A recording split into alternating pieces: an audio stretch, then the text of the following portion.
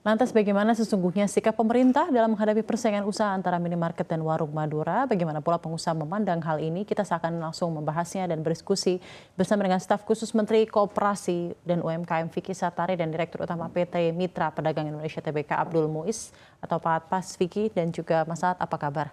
Baik. Terima kasih telah bergabung di Consumer Report CNBC Indonesia. Terima kasih. Ini banyak berita yang kita dengar mengenai polemik warung Madura, terutama sejak adanya yang disampaikan dari mereka yang ada di Kelungkung, Bali. Pertanyaan singkat saja dan sangat-sangat straightforward saja, mungkin ke Mas Vicky terlebih dahulu. Apakah benar Kemenkom melarang warung Madura untuk beroperasi atau buka 24 jam, Mas? Tidak ada sama sekali. Jadi pernyataan yang tadi disampaikan di awal itu terkait dengan peraturan daerah, dan kita udah cek Perda Kabupaten Kelungkung nomor 13 2018 itu tidak ada sama sekali mengatur jam operasional warung Madura. Bahkan yang diatur itu sebenarnya untuk retail modern. Dan dari Kementerian Koperasi dan UKM, Pak Menteri juga Pak Teten Mas Duki sudah melakukan konferensi pers bahwa menyatakan dengan tegas tidak ada kebijakan, arahan maupun aturan yang membatasi jam operasional warung tradisional masyarakat atau termasuk dalam hal ini warung Madura. Jadi itu sudah clear. Jadi sudah clear ya? Betul. Dan mengenai hal ini ada seperti yang tadi sudah saya sampaikan bahwa ada keluhan daripada pihak minimarket terutama di daerah Kelungkung Bali mengenai seharusnya operasi warung Madura itu tidak berlangsung selama 24 jam. Tanggapan Anda seperti apa? Sebetulnya tidak ada aturan di tingkat nasional yang membatasi jam operasional warung kelontong milik masyarakat, termasuk dalam ini warung Madura. Jadi kita juga sudah minta ke pemerintah daerah dan berkoordinasi langsung dengan Kementerian Perdagangan termasuk Kementerian Dalam Negeri, karena ini kan Perda ya. Perda ini ada dua kementerian, Perdanya sendiri produk peraturannya tentunya dengan Kemendagri, untuk kaitannya dengan perdagangan di Kemendag. Ya. Ini kita sudah koordinasi bahwa ingin kita pastikan tidak ada aturan daerah di seluruh Indonesia yang membolehkan membatasi. Yang untuk membatasi jam operasional warung masyarakat, warung kelontong masyarakat. Ini yang kita ingin cek. Sejauh ini sudah ada beberapa temuan di 2 kabupaten yang kemudian kita komunikasikan. Nah, khusus yang di Kelungkung dari pejabat Kemenkop UKM juga sudah langsung awal bulan ini langsung ketemu dengan Pak Bupati Kelungkung, kemudian mengecek. Dan memang ada isunya kan sebetulnya di awalnya kan sebenarnya isu terkait dengan isu keamanan. Nah, terkait ini kan sebetulnya kita ingin mengimbau aja langsung diselesaikan dalam konteks kasuistik ya ini ya.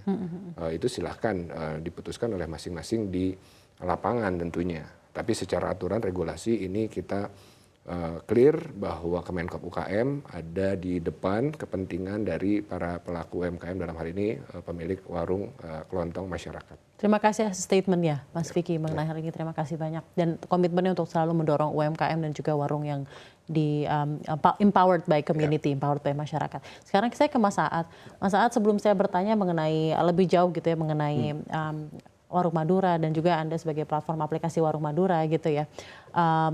Mas Saad, saya ingin tanya, mengapa kira-kira keluhan ini dari warga Kelungkung ini bisa terjadi? Oke, saya rasa mungkin adanya mispersepsi ya dan persaingan usaha. Sebenarnya munculnya berita itu kan seolah-olah, saya belum tahu realnya, seolah-olah ada minimarket yang komplain terhadap eksistensi warung-warung di Kelungkung. Utamanya mungkin warung Madura yang buka 24 jam. Sehingga mereka menabrakkan dengan aturan di perda setempat. Padahal kalau kita lihat ya kan, playing field antara minimarket atau modern retail dengan warung itu berbeda. Warung memiliki persona target market yang menengah ke bawah, sedangkan minimarket itu menengah ke atas. Dari sisi produk pun itu ada pembeda. Kita lihat dari produk telekomunikasi yang dijual aja. Kalau si Mbak Safrina beli ke toko minimarket, tidak akan ditemukan pecahan pulsa di bawah 15.000. Terkecil itu 15.000. Sedangkan di warung itu ada. Artinya memang target market antara warung dan minimarket itu berbeda. Jadi kalau minimarketnya komplain eksistensinya warung, harusnya mereka melihat kepada dirinya sendiri. Karena segmentasi yang disasar itu adalah market yang berbeda. Itu aja sih. Oke, dan sebagai platform aplikasi warung Madura, bagaimana juga Anda memandang keluhan-keluhan ini, mispersepsi ini? Apa yang Anda ingin sampaikan? Harusnya ya, sebagai platform kita ambil masukan itu dari bawah.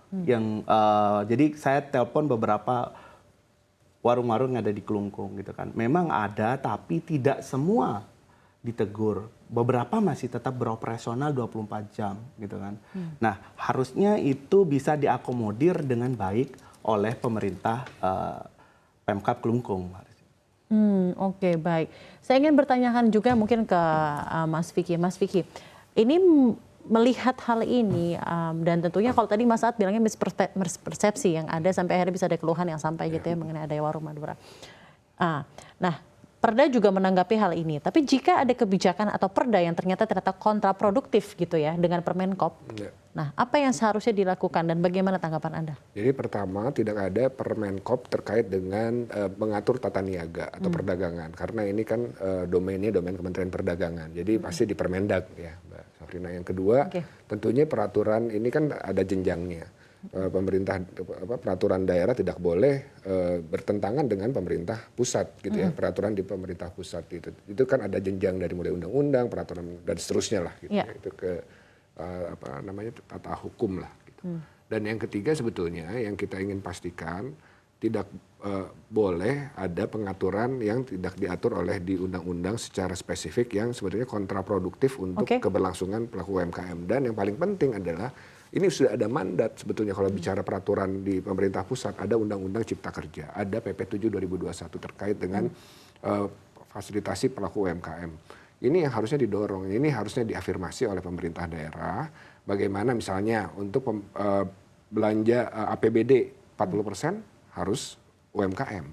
Bagaimana di ruang publik 30% harus diserahkan pada UMKM dengan harga maksimum 30% dari publish rate gitu.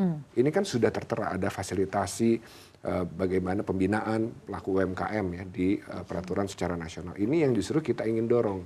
Yang ke depan bagaimana khususnya warung tradisional masyarakat termasuk warung kelontong, Madura, termasuk juga retail modern, yang ingin kita dorong adalah sebetulnya produk-produk UKM yang bisa dijual di warung-warung tersebut, baik yang tradisional maupun yang modern.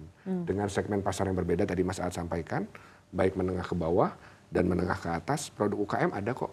Nah ini yang kita sedang fokus kerjakan, Mbak Syafrina, di Kementerian Koperasi dan UKM, dengan Smesco Indonesia, bermitra dengan beragam kementerian lembaga dan institusi. Baik, terima kasih banyak. Lagi-lagi terima kasih banyak untuk Kemenkop UKM atas komitmennya untuk selalu mendukung warung dan UMKM dan seluruh usaha kecil dan mikro milik masyarakat.